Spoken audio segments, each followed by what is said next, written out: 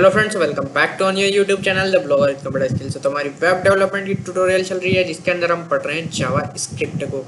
तो थोड़ा ये वीडियोस हमारी स्लो आ रही है, उसका भी कुछ रीज़न है। तो अब से वीडियो आपके लिए रोज़ आएगी आज से, ये मेरा पक्का वादा है आपसे, ठीक है। तो आपने अब तक मेरे यूट्यूब चैनल को सब्सक्राइब नहीं किया तो सब्सक्राइब जरूर कर सकते हैं। और आप अगर नेट या गेट एग्ज़ाम की प्रिपरेशन कर रहे हैं तो आपको मोस्ट इम्पोर्टेंट टॉपिक्स आपको हमारे चैनल पर मिल जाएंगे, जिसकी भी एक मैंने प्लेलिस्ट यहाँ पर बना रखी है। तो बिना कोई देरी के वीडियो को स्टार्ट करते हैं। तो अब तक हमने जावा स्क्रिप्ट के अंदर कमेंट को पढ़ लिया है, ऑपरेटर्स को पढ़ लिया है, असाइनमेंट ऑपरेटर क्या होते हैं, कंपैरिजन ऑपरेटर क्या होते हैं, लॉजिकल ऑपरेटर क्या होते हैं, कंडीशनल स्टेटमेंट को आज हम पढ़ने वाले हैं। तो कंडीशनल स्टेटमेंट होती क्या है? To implement some conditions in the code. मतलब कोई भी अगर आपकी कंडीशन है उसको आपके आपके कोड के अंदर आपको इम्प्लीमेंट कराना है तो वो हम कंडीशनल स्टेटमेंट के थ्रू करवाते हैं। अब कंडीशन किस टाइप की, जैसे कि मान लीजिए कि आपको ड्राइविंग लाइसेंस ही बनाना है, एक एग्जांपल ले रहे हैं हम। तो उसके लिए आपकी एज कितनी होनी चाहिए? 18 वर्ष 18 ईयर होनी चाहिए आपकी, ठीक है। तो ये क्या हो गई? कंडीशन हो गई। उसी तरह अगर आपको वोट डालना है तो उसके लिए भी एक कंडीशन है कि आप 18 साल के होंगे तो आप वोट डाल सकते हैं, ठीक है। तो ये क्या हो गई? एक कंडीशन हो गई। तो ऐसे ही हम हमारे कोड के अंदर भी बहुत सी कंडीशंस को अप्लाई करते हैं। तो कंडीशंस हमारी तीन तरह से यूज़ कर सकते हैं हम: इफ स्टेटमेंट के थ्रू, इफ एल्स स्टेटमेंट के थ्रू और एल्स इफ स्टेटमेंट के थ्रू। तो अब इन तीनों को हम प्रैक्टिकल करके देखेंगे जिससे कि हमारा सारा फंडा क्लियर हो जाएगा। तो बिना कोई देरी के हम वीडियो को स्टार्ट करते हैं और पहुंच जाते हैं हमारे सीधे वीएस कोड के अंदर, जहां पर हम हमारा सारा कोड इम्प्लीमेंट करके देखने वाले हैं, ठीक है। तो ये यहाँ पर ओपन कर रखा है मैंने वीएस कोड, और यहाँ पर एक नॉर्मल सा बॉयलर प्लेट के थ्रू यहाँ पर मैं HTML का कोड ला चुका हूँ, ठीक है। तो स्क्रिप्ट लिखना है इसलिए स्क्रिप्ट के अंदर ही लिखेंगे। हम एक काम करते हैं, पहले वेरिएबल लेते हैं, कुछ वेरिएबल रहेंगे और उन्हीं के ऊपर हम यहाँ पर सारे ऑपरेशंस को अप्लाई करेंगे, ठीक है। तो एक ले लेता हूँ मैं, मान लीजिए नेम,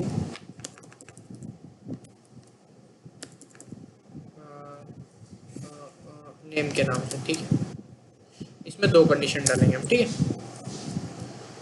एक ये मैंने यहाँ पर वेरिएबल ले लिया है। अब यहाँ पर मैं कुछ कंडीशंस अप्लाई कर सकता हूँ, या तो ठीक है नेम के ऊपर ही कंडीशन अप्लाई करेंगे, ठीक है। तो नेम की जगह एक काम करते हैं, हम डे ले लेते हैं, डे से ज़्यादा सही रहेगा। हम डे के ऊपर अप्लाई करते हैं पहले तो मान लीजिए कोई मैं एक कंडीशन दे रहा हूँ, ठीक है। एक कंडीशन में ये दे रहा हूँ कि अगर जो डे है हमारा वो हो, अगर मान लीजिए यहाँ पर मंडे, डे इक्वल टू यहाँ पर मैंने कर रखा है क्या, मंडे। अगर हमारा डे इक्वल टू हो मंडे तो यहाँ पर प्रिंट आ जाए वर्किंग डे। क्या आ जाए? Working day. अब ऐसा तो लिख नहीं सकता हूँ डायरेक्ट कि वर्किंग डे, ठीक है। तो जो हमारा डे है वो इक्वल टू क्या हो? मंडे, ठीक है। तो प्रिंट क्या हो जाए? डॉक्यूमेंट डॉट राइट क्या हो जाए हमारा कि दिस इज वर्किंग डे, ठीक है। इफ अगर मान लीजिए मंडे तो है वर्किंग डे, और मान लीजिए उस दिन क्या हो गया? संडे हो गया, तो भी तो है। इफ तो उसको सेकंड कंडीशन भी हमें बताना पड़ेगी। तो डे इक्वल टू हमारा हो जाए संडे,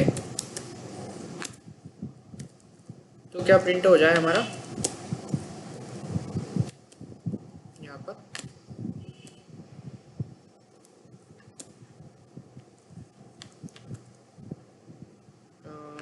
कि this days this is not working day, ठीक है। ये प्रिंट करवा लेते हैं हम यहाँ पर।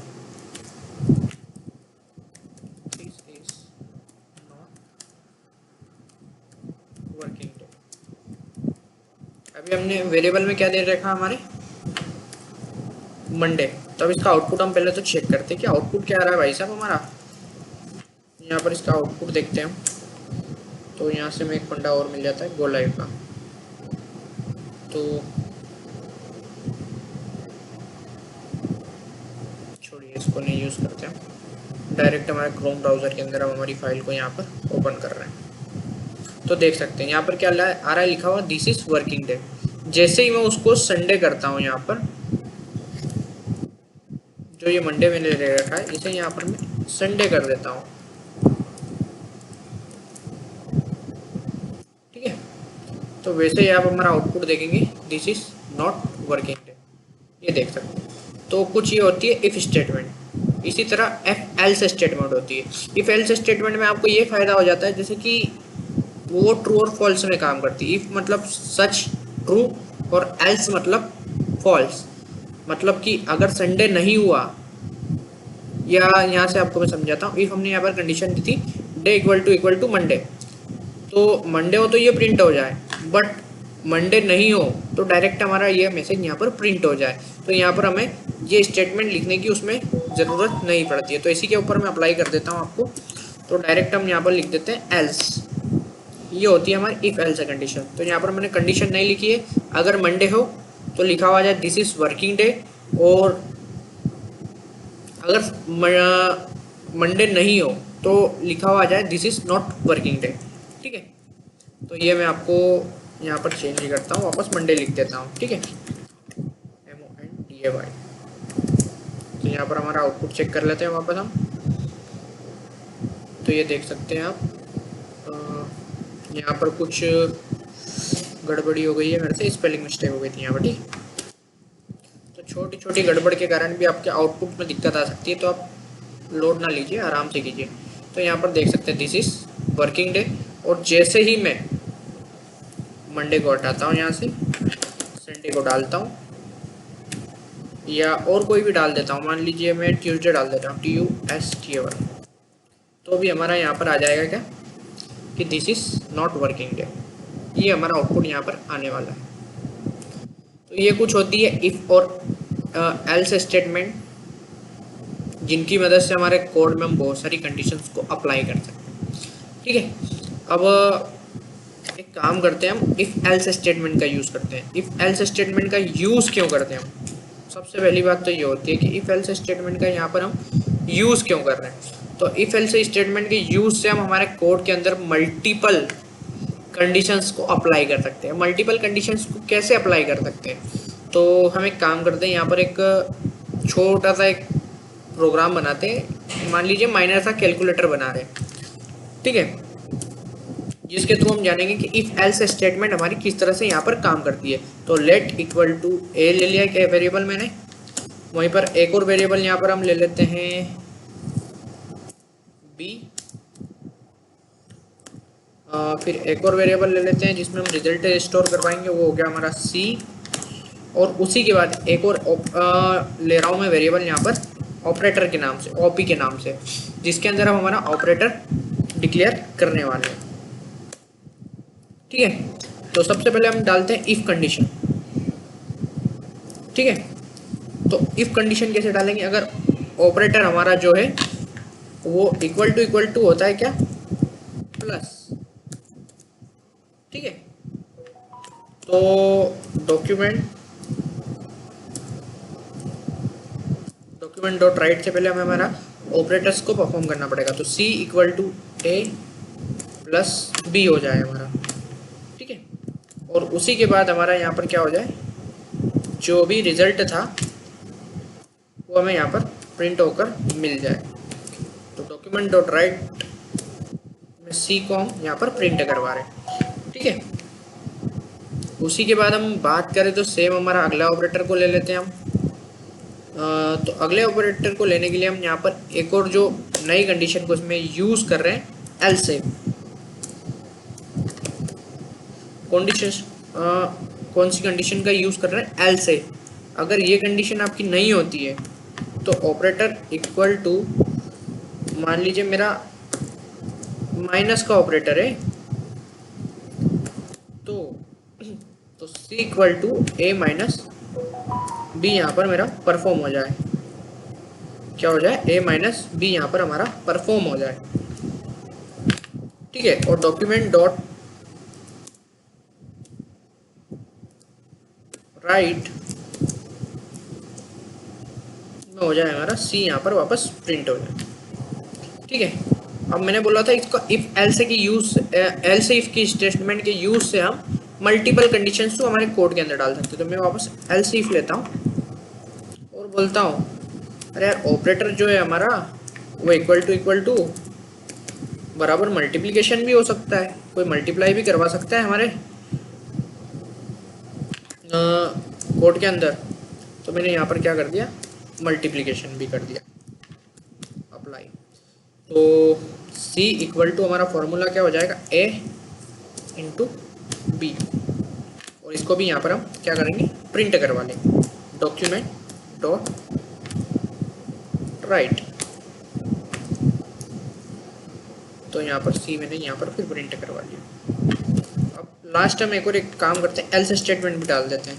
एल्स में मैं क्या डाल देता हूँ कि यार ये तीनों ऑपरेटर्स में से नहीं डालता है बंदा, तो मैं उसको बोल दूँ कि भाई साहब आप जो आपने ऑपरेटर चूज़ किया है वो सही वाला ऑपरेटर चूज़ करिए, कुछ भी आलतू फालतू मत डाल दीजिए इसमें। तो यहाँ पर मैं मैसेज डाल देता हूँ, प्लीज़ चॉइस द करेक्ट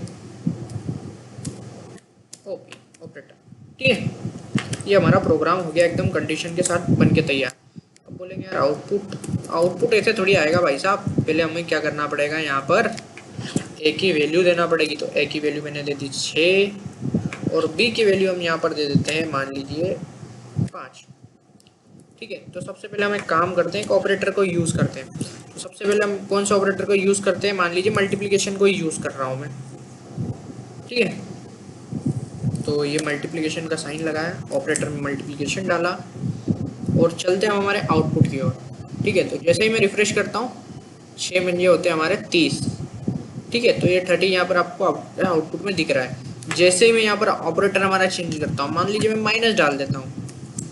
ठीक है, तो फिर आउटपुट देखेंगे हम, तो हमारा आउटपुट आ जाएगा 1। देख सकते हैं, प्लस करूँगा तो प्लस के थ्रू हमारा जो आउटपुट है वो यहाँ पर आपको स्क्रीन पर दिख जाएगा 11। और उसी की तरह मैं और कुछ ऑपरेटर्स में डालता हूँ तो आपको आपका एल्स स्टेटमेंट जो है वो भी चलता है यहाँ पर नज़र आ जाएगा। तो मान लीजिए मैंने 9 डाल दिया। ठीक है, तो हमारी एल्स वाली कंडीशन यहाँ पर चल चुकी है। तो ये कुछ होती है हमारी कंडीशनल स्टेटमेंट, जिनकी मदद से आप आपके कोड के अंदर बहुत सारी कंडीशंस को अप्लाई कर सकते हैं। तो आज की वीडियो में इतना ही रखते हैं, मिलते हैं हमारी अगली वीडियो में। वीडियो पसंद आई है तो लाइक कीजिए, कमेंट कीजिए, शेयर जरूर कीजिएगा।